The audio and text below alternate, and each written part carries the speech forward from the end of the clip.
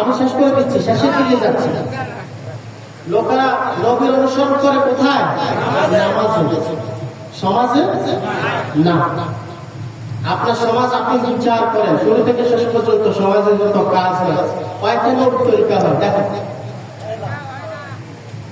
কয়েকটা হয়, একটা দেখাতে পারবেন একটা হয় সমাজ। নামাজও কিন্তু পাক্কা। যেমন ধরেন ইমাম সাহেব জোহরের নামাজ, জোহরের নামাজ আমরা কয় রাকাত পড়ি বলেন? ফরজ কয় রাকাত পড়ি? 4 রাকাত। ইমাম সাহেব যদি 5 রাকাত পড়ে আপনারা মেনে নেবেন? উনি খারাপ কি কাজ করছে? এটা খারাপ কোন কাজ করছে? সহি শুদ্ধ ভাবে তেলাওয়াত করছে, দৃঢ়তার সাথে ইখলাসের সাথে 5 রাকাত নামাজ পড়ছে। আপনারা মানবেন না কেন? অন্যায় কি করছে বলেন তো? একটা অন্যায় করছে নাকি?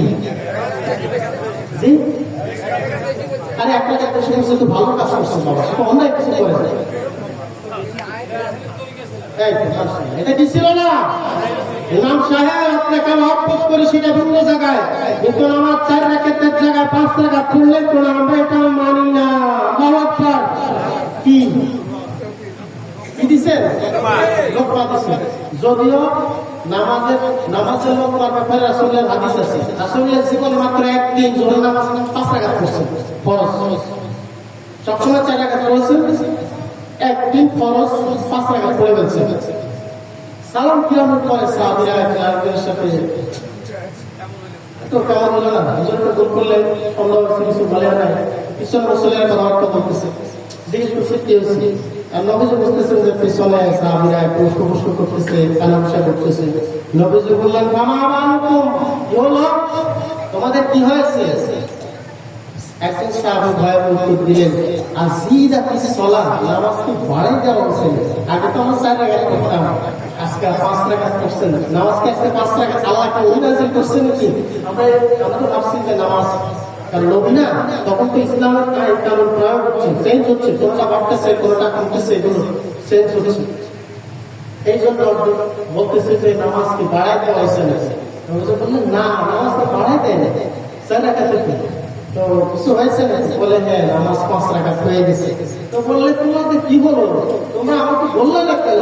আর তাসবিহুল রিজাল ওয়া তাসবিহুল নিসা, কি দিলাম এটা? পুরুষ মানুষ মুক্তাদা হলে পিছনে যারা তাসবিহ বলবে, ইমাম সাহেবকে সংশোধন করার জন্য কি বলবে? তাসবিহ। তাসবিহ কি বলেন তো? তাসবিহ কি? আল্লাহ বলেন তাসবিহ কি? আল্লাহু আকবার কি? তাসবিহ কি করে? হ্যাঁ, সুবহানাল্লাহ সুবহানাল্লাহ সুবহানাল্লাহ, এটা তাসবিহ। আর তাসবিহুল রিজাল ওয়া তাসবিহুল নিসা, মুক্তাদি যদি পুরুষ হয় তাহলে সে বলবে সুবহানাল্লাহ। না হুজুর, কাজটা ঠিক করেন নাই, আপনারা মহব্বত করে সেটা ভিন্ন কথা, কিন্তু তাই বলে কি আপনি রাসূলুল্লাহ নিয়মের বাইরে যে 5 রাকাত পড়লে আমরা মানবো নাকি? হুজুর কাজটা কিন্তু ঠিক করে, সুবহানাল্লাহ হুজুর, আল্লাহু আকবার, কাজটা কিন্তু ঠিক করেন না। এই কাজ 3 বার বলার পরে যদি হুজুর ঠিক না হয় কি করবেন বলেন? আমার কথা শুনতেছেন বলেন? তাহলে আমরা বলবো আপনারা শুনবেন, আপনারা বলেন আপনি শুনবেন, কি করবেন? হ্যাঁ বলেন, আপনি শুনবেন বলেন। আরে যদি ইমাম সাহেব আপনার লোক শুনতেছে না, আপনি সিগন্যাল দিচ্ছেন হুজুর আল্লাহু আকবার, কামটা আপনি ঠিক করেন না, আমরা আপনাকে সতর্ক করতেছি, আল্লাহ আপনি ভালো হয়ে যান, কিন্তু ফিরে আসেন কোন তরিকায়, ফিরে আসেন কোন তরিকায়? মুহাম্মদ সাল্লাল্লাহু আলাইহি ওয়াসাল্লামের তরিকায় ফিরে আসেন। আপনাকে যদি আমি ভালোবাসি, সপ্তাহে একদিন খাবার দিই, যা আছে গরুকে খাসি দিয়ে খাওয়াই, এই মহব্বত ভিন্ন জায়গায়, আপনি কাম ঠিক করেন না। না হুজুর আমরা মানি না, আল্লাহু আকবার, হুজুর ঠিক করেন, আল্লাহু আকবার, এখন হুজুর শোনে না, কি করবেন? এই হুজুর বাদ দিতে পারবেন কেন? বেচারা এমন জায়গা আপনার এমপি সাহেব, আপনার মন্ত্রী সাহেব, আপনার কৃষি সাহেব, আপনার টিউন সাহেব আজকে 54 বছর ধরে আপনার সমাজ, আপনার রাষ্ট্র, আপনার অর্থনীতি, আপনার আইন, আপনার বিচার, আপনার সালিশ, আপনার স্বরাষ্ট্রনীতি, আপনার পররাষ্ট্রনীতি কোনটা রাষ্ট্রের তরিকে চালাইছে? আপনার কথা বলেন তো সেখানে লোক পাবেন বলেন না কেন? আল্লাহ আমরা কিন্তু আপনাকে কিন্তু সতর্ক করলাম, আপনি ভালো হয়েছে বলছেন না? আরো তো টিউন সাহেবের তেল দিছে, তেল লগে যায় সেলফি তুলে এলাকায় এসে বড় পোস্টার দিছে, দাঁত ব্যাখ্যায় একটা পোস্টার দিছে যেন কালকে সাদাবাজি বেশি করা যায়। বড় নেতার সাথে এমপির সাথে ছবি তুলে একটা সেলফি বড় করে বিলবোর্ড টানায় রাস্তার উপরে ঝুলে, আগে যদি 100 টাকা চাঁদা নিত, পরের দিন কত নিত? কবে লোকমা দিয়েছেন আপনারা? কবে লোকমা দিবে মুসলমান? 55 বছর পেরিয়ে যাবে, কবে লোকমা দিবে? মসজিদের ইমাম সাহেবকে নরম পায়ে এখানে লোকমা দিলেন, ইমাম সাহেব বের করে দিবেন, খাওয়া বন্ধ করে দিবেন, বেতন বন্ধ করে দিবেন, বিচার বসাইবেন। তো আপনার সমাজের ইমাম, আপনার রাষ্ট্রের ইমাম আজকে 55 বছর ধরে কোরআনের বিরুদ্ধে, রাসূলুল্লাহ সুন্নাহর বিরুদ্ধে, আপনি একটা লোকমা দিলেন না, ঠিক কিনা? কবে লোকমা দিবেন? সেখানে লোকমা দেয় না। কেন? সেখানে লোকমা দিলে উত্তম মধ্যমের সম্ভাবনা আছে। এই উত্তম মধ্যম রাসূলুল্লাহ খায় নাই? বলেন, রাসূলুল্লাহ কি জেল খাটে নাই? এখনকার জেল রাসূলুল্লাহর জন্য শ্বশুর বাড়ি। আমি ঘুম ঘরকে বাদ দিলাম, ঘুম ঘর বাদে এখনকার যেটা জেল হয়েছে, জেলে খাবার দিতে, জেলে কোনো না কোনোদিন আত্মীয় স্বজনের খোঁজখবর নেওয়া যেত। আর এখন যারা এই 5 আগস্টের পরে যারা জেলে আছে, এরা জেলে বউ পায়, বাসা রান্না করে বিরিয়ানি পায়, জামাই আদরে রাখতেছে। রাসূলুল্লাহর জেল ছিল নির্মম, রাসূলুল্লাহর জেল ছিল নিষ্ঠুর, রাসূলুল্লাহর জেল ছিল বড় কঠিন। শেবে আবু তালিব রাসূলুল্লাহ সাল্লাল্লাহু আলাইহি ওয়াসাল্লাম 3 বছরের অধিক কারাবরণ করেছেন। রাসূলুল্লাহ কোন অপরাধে অপরাধী হয়ে জেলে গেছেন? আপনি যে মুগুরের ভয়ে বলেন নাই, সেই মুগুর তো রাসূলুল্লাহর প্রভাব। কবে বলবেন? কবে লোকমা দিবেন? রাসূলুল্লাহর জেলে খাবার দেয় নাই, রাসূলুল্লাহর জেলে বয়কট করা হয়েছে এবং তাদের সাথে বেচা কেনা, ব্যবসা বাণিজ্য, বিয়ে শাদী সব বন্ধ করে দেওয়া হয়েছে। তারা সেখানে নারী পুরুষ ছিল, স্বামী স্ত্রী গোপন বিষয়টা পর্যন্ত তারা আড়ালে চালাইতে পারেন। এই জেলখানায় তো এটা সম্ভব।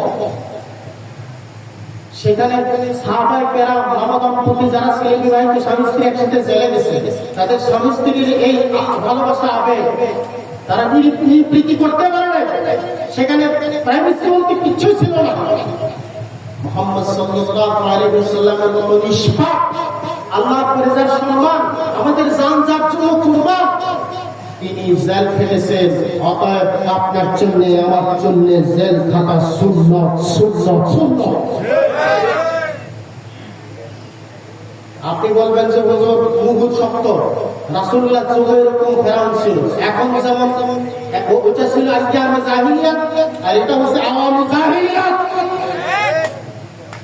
তো সেখানে রাসূলুল্লাহ যদি বিপ্লব সৃষ্টি করতে পারেন, সমস্ত বাধা অতিক্রম করেন, এখানেও করা সুন্নাত। এই সুন্নাত কবে চলবে গো? কবে করবে গো? কে করবে গো? এই নামাজ দিয়ে কি হবে? এই হজ দিয়ে কি হবে? এই যাকাত দিয়ে কি হবে? এই ওয়াজ দিয়ে কি হবে? এত হুজুর দিয়ে কি হবে? এত মসজিদ দিয়ে কি হবে? এত মাদ্রাসা দিয়ে কি হবে? যদি এদেশে রাষ্ট্রীয় সুদ চলে, যদি এদেশে রাষ্ট্রীয় ভাবে মদ চলে, যদি সে দেশে রাষ্ট্রীয় ভাবে বোরকার বিরুদ্ধে পদক্ষেপ নেওয়া হয়, কোরআনের বিরুদ্ধে পদক্ষেপ নেওয়া হয়, তবে এই দিয়ে কি হবে? বাবাজিরা, তখন ফেরেশতারা বলবে, আমা তার দাঁড়াইতা ওয়ামা তারাইতা, নবী কি জিনিস তুমি জানো? তুমি বুঝোই না নবী কারে। নবী কি শুধু নবী সম্মানিত, নবী শ্রেষ্ঠ নবী, নবী মর্যাদার নবী, এই জন্য তুমি জানো। তোমার উচিত ছিল জানা যে রাসূলুল্লাহ প্রত্যেকটা সুন্নাত তোমার জীবনের শুরু থেকে শেষ পর্যন্ত যেখানে যেটা প্রয়োজন সেটা প্রয়োগ করা তোমার উপর বড় দায়িত্ব ছিল। এটা হচ্ছে তুমি যেহেতু করো নাই, তখন তাকে বাইরে বদলাই দিয়ে, তখন তাকে কানের দুই পাশে অর্থাৎ মাথার দুই পাশে হাতুড়ি দিয়ে প্রচন্ড বাড়ি মারা হবে। বাড়ির শব্দ, বাড়ির চোটে চিৎকার করে উঠবে। এই চিৎকারের আওয়াজ তার চারপাশে যারা আছে সবাই শুনতে পারবে। ইল্লাহ তাআলাই শুধু শুনতে পায় না, শুনতে পারে না, জিন এবং মানুষ, কারণ তারা যদি এই চিৎকারের আওয়াজ শুনতে পায়, তাদের পক্ষে সমাজ করা, সংসার করা, স্বাভাবিকভাবে বেঁচে থাকা সম্ভব নয়। এই জন্য আল্লাহ জিন এবং ইনসানকে সেই চিৎকারের আওয়াজ শুনতে দেয় না। সুবহানাল্লাহ। আপনাদের কষ্ট হচ্ছে, আমি বন্ধ করে দিচ্ছি। না না বললেও 12 টাকা এটা সুন্নাত, এটা সুন্নাত। আমি শুরুতে আপনাদের কাছে ক্ষমা চেয়েছি। আর 11টা ছিল আমার টার্গেট, শুরুই করেছি 11টা করে। আলহামদুলিল্লাহ আয়োজক কমিটিকে অনেক ধন্যবাদ দিচ্ছি যে আপনারা স্বাধীনতা উত্তর বাংলাদেশে, আমি সেদিন স্বাধীন বলবো সেদিন কোরআন সুন্নাহ যে দেশ ছিল, এখন স্বাধীনতার পর উন্মুক্ত হয়েছে, এখন আপনার ইচ্ছে করলে দেশটা স্বাধীন হবে। প্রিয় বাবাজিরা আমার, আমাদের প্রত্যেকটা কাজে কর্মে কার অনুসরণ করতে হবে বলেন তো? বলেন, কার অনুসরণ করতে হবে? আল্লাহকে আমরা দেখেছি? আল্লাহকে আমরা বুঝেছি? না। আল্লাহকে আমরা দেখি না, আল্লাহ ধরা যায় না, ছোঁয়া যায় না, আল্লাহর গ্রাম নেওয়া যায় না, আল্লাহকে শোনা যায় না। এই জন্য আল্লাহ তাআলা আদেশ দিয়েছেন, আর সাথে দেখে শুনে শিখে বুঝে চলার জন্য, অনুসরণ করার জন্য রাসূল দিয়েছেন। লাকাদ কানা লাকুম ফি রাসূলিল্লাহি উসওয়াতুন হাসানাহ, তোমাদের জন্য রাসূলের মধ্যে রয়েছে সর্বোত্তম আদর্শ। সে আদর্শ আছে দাঁড়িয়ে, সে আদর্শ আছে জুব্বা, সে আদর্শ আছে টুপি, সে আদর্শ আছে পাগড়ি, সে আদর্শ আছে কর্মে, সে আদর্শ আছে ধর্মে, সে আদর্শ আছে চলা, সে আদর্শ আছে বলা, সে আদর্শ আছে আইনের, সে আদর্শ আছে সমাজের, সে আদর্শ আছে বিচারের, সে আদর্শ আছে অর্থের, সে আদর্শ আছে স্বরাষ্ট্রের, সে আদর্শ আছে পররাষ্ট্রের, সে আদর্শ আছে বিচার। সকল ক্ষেত্রে সকল দিক বিভাগের আদর্শ মুহাম্মদ সাল্লাল্লাহু আলাইহি ওয়াসাল্লামের মধ্যে আছে। অতএব আসুন, গণতন্ত্র মন্ত্র নয়, গণইজম নয়, 54 বছর বাংলাদেশ চলেছে, একটা বড় সংসদে আমরা কোরআনকে পাঠাতে পারি নাই। অতএব সামনের বারে এবার আমরা ভুল করতে পারি না।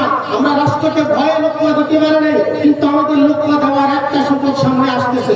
যদি আল্লাহ আমাদেরকে তৌফিক দেয়, নির্বাচন যদি আসে, আমরা এমন ব্যক্তিকে দেখে দেখে ভোট দিব যারা সংসদে গিয়ে ইসলামের বিরুদ্ধে কোনো আইন করবে না, রাসূলুল্লাহর বিরুদ্ধে কোনো আইন করবে না, কোরআনের বিরুদ্ধে কোনো আইন করবে না, বরং কোরআনের পক্ষে আইন করবে।